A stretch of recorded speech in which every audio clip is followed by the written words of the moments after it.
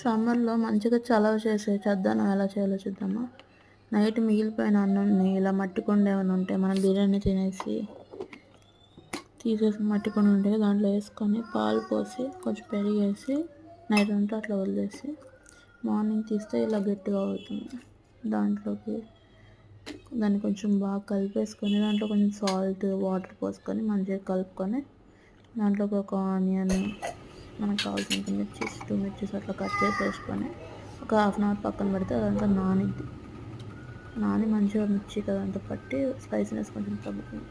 అప్పుడు దాన్ని మనకు కావాల్సినంత ఒక చిన్న బౌల్లోకి వేసుకొని ఇలా మంచిగా ఆనియన్స్ మిర్చి వచ్చేట్టు వేసుకొని దాంట్లోకి మన ఇష్టం ఏదైనా వేసుకోవచ్చు. మంచిగా ఆవకాయ పచ్చడి ఉంటే ఆవకాయ పచ్చడి ఒక ముక్క వేసుకొని కలుపుకొని తింటే అదిరిపోద్ది.